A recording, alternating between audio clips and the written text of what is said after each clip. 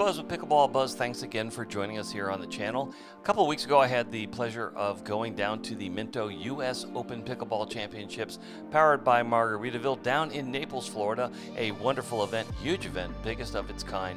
And down there, I was lucky enough to meet up with a guy named Chris Uzzi, who is a Vietnam veteran, and he shared with me his terrific story about how pickleball literally saved his life, and he wanted to share that story with all of you. So without further ado, here is Chris and his story. Enjoy.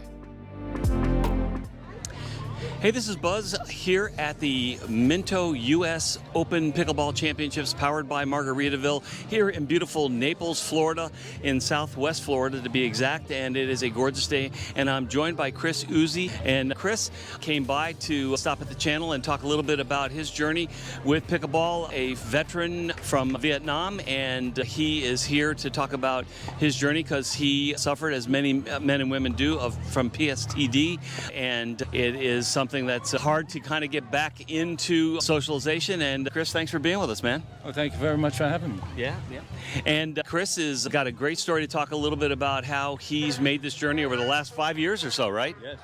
So tell us how you got kind of involved in pickleball 5 years ago now. Sure. You know, I have a great daughter who plays pickleball, and of course she said, "Dad, let's go over here." And I come from a tennis background, and as soon as I started to hit the ball with the paddle, I said, "This ain't too bad. This is easy to learn, but I know it's hard to master." So in that respect, I started with my pickleball career, if you want to call it that. Well, that's great. And you were former tennis, you said, right? Yes. Yeah. Yes. And so 5 years ago, your daughter introduced you to this sport, and the bug bit you, as they say, right? That's correct. And interesting, I was going through a period of my life where it was a low point with the passing of my wife, and having that PTSD rise up again. As the vets will know, it comes with trigger points and points that sometimes you run into, which is brick walls. So it was just a perfect time for me to pick it up and become what I call pro-social, which means movement and social with the people. All the friends that have helped me in this area, in the Naples area, which I live now, and I play at East Naples Park, and it works out very well for me.